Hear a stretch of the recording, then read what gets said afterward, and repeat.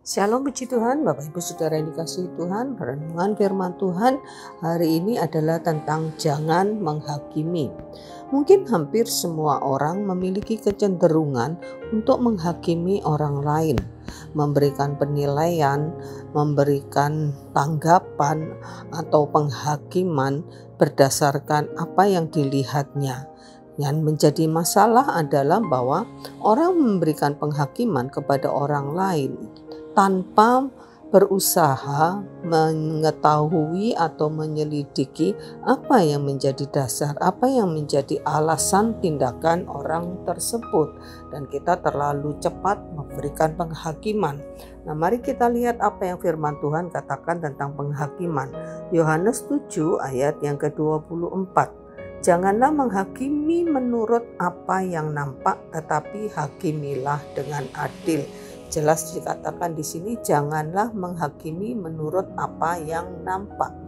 Memang tidak ada seorang manusia pun yang bisa mengetahui apa yang ada di dalam hati orang lain, apa yang ada di dalam pikiran orang lain, tanpa kita bertanya, tanpa kita berkomunikasi dengan orang tersebut.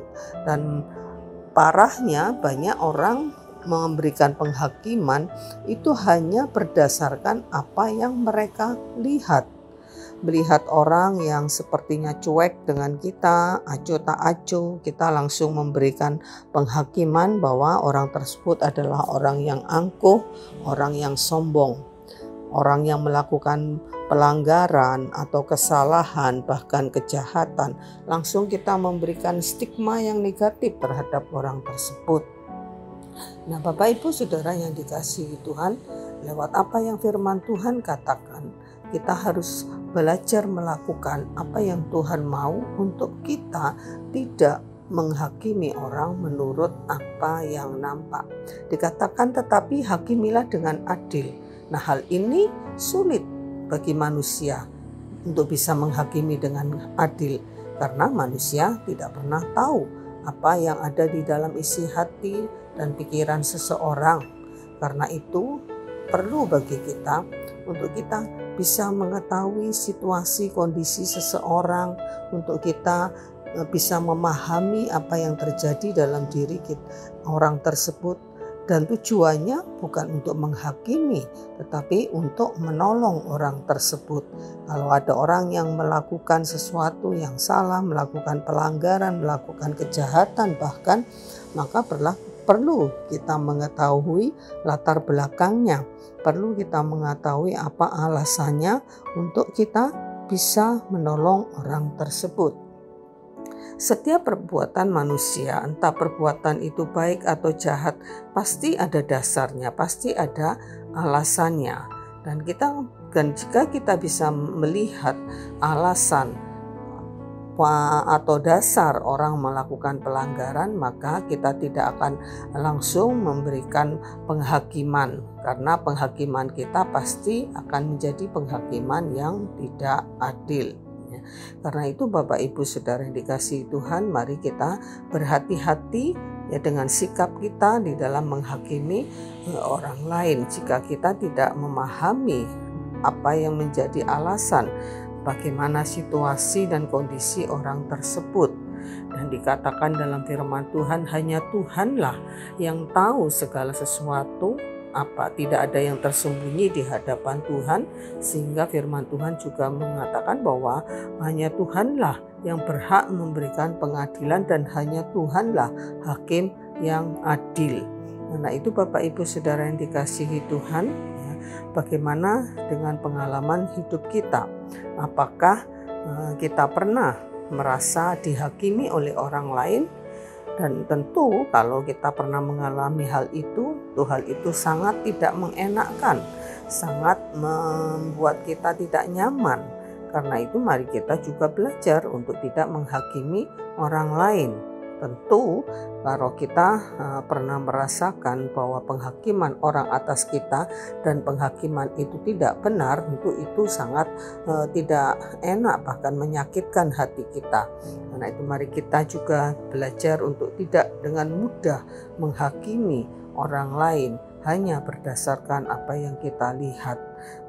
Menghakimi berdasarkan apa yang kita lihat membuat kita terjerumus kepada kesalahan, terjerumus ya kepada satu tindakan yang menyimpang dari kebenaran firman Tuhan dan yang pasti merugikan orang lain.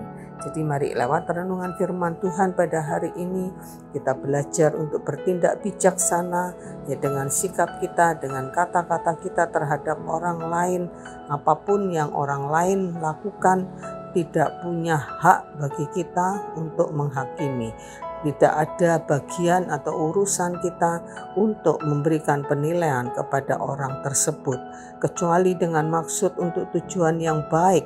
Kita boleh untuk menyelidiki, untuk mengkomunikasikan apa yang orang itu alami, mengapa dia melakukan satu tindakan kesalahan mungkin, atau mengapa orang itu bersikap demikian, bersikap yang tidak baik.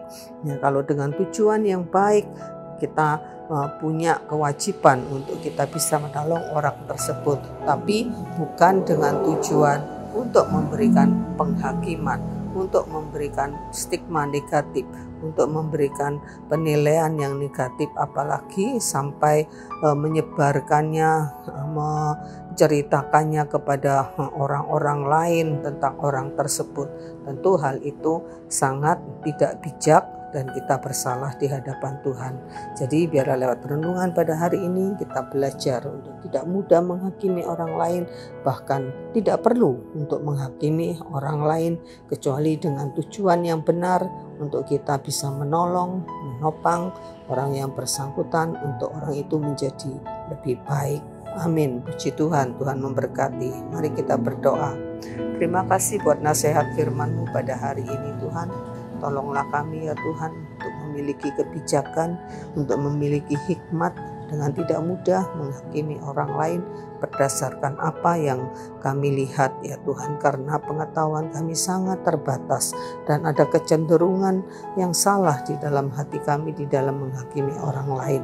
Karena itu berikan kepada kami hati yang bijaksana, hati yang takut akan Tuhan, untuk kami bisa bertindak melakukan apapun sesuai dengan kebenaran firman-Mu.